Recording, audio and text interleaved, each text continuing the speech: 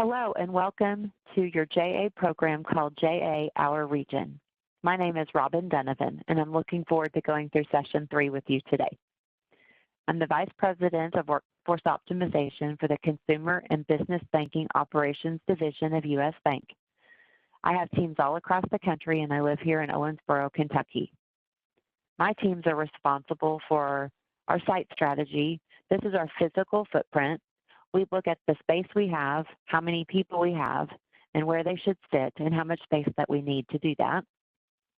We handle crisis management by sending out communication to our employees if we need to close a business for bad weather, or if we may have a situation that impacts an employee personally.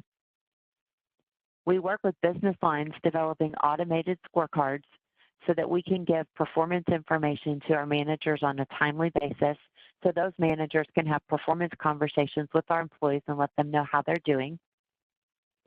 We develop capacity plans in conjunction with our business line leaders that show them how many people they need at any given time based on the amount of work that they have.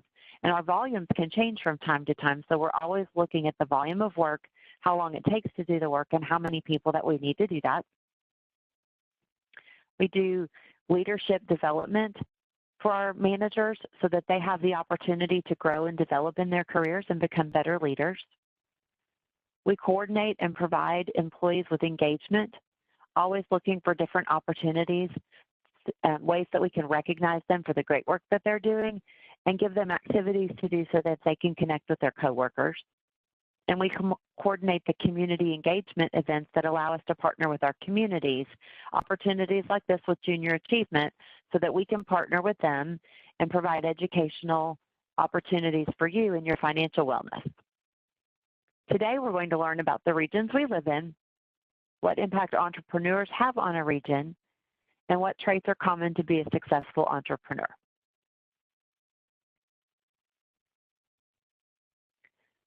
During our first lesson, we discussed the traits of an entrepreneur.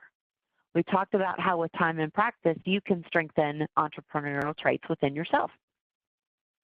Remember, entrepreneurs use resources to provide goods and services within their region.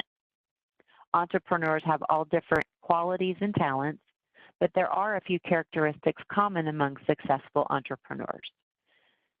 What you can see on the screen is what we talked about in that first session, and some of those common traits are being determined, creative, confident, being a team player, a problem solver, a strong presenter, bold, having a positive attitude, being persistent, motivated, innovative, being humble, taking risks, and being well organized.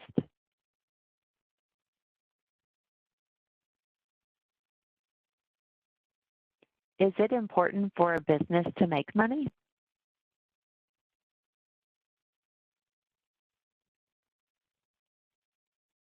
Businesses need money to purchase the natural resources needed to make their products. They require money to pay for the capital resources required.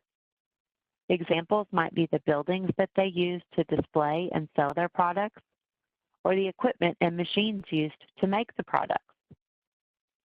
Businesses need money to pay their human resources for the work they do that enables the business to sell its products or services. Let's explore what a business does with the money it makes.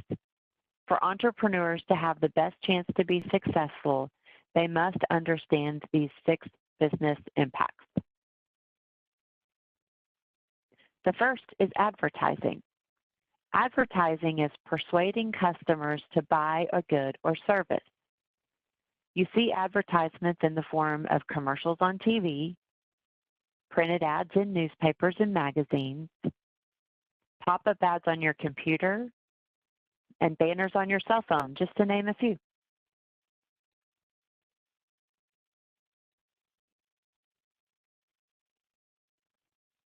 The second we'll talk about is our customers.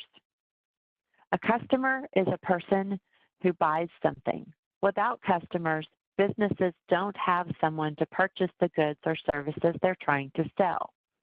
Without the sales, the business isn't able to make money needed to keep their business going.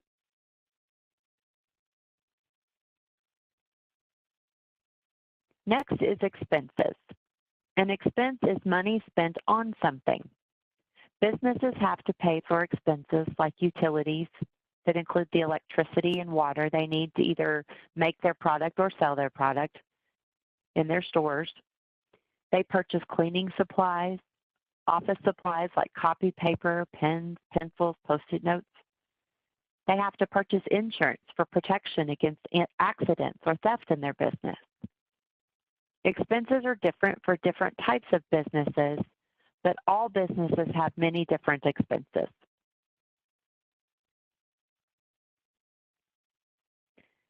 Next is loss. A loss is when a business pays more in its expenses than it makes in its sales.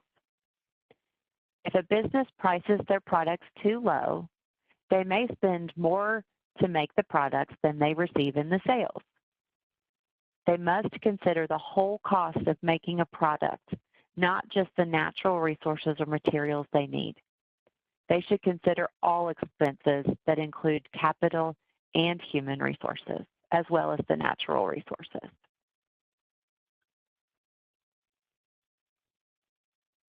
There's also profit. Profit is when a business makes more money in sales than it spends on its expenses. If a company,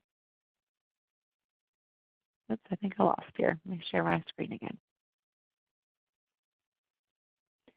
If a company spends $10 to make a product and sells the product for $12, they receive $2 in profit for each product that they sell. They can use that profit to reinvest in their business by developing new products to sell. They can save those profits to use in the future for maybe some unexpected expenses that they didn't plan for.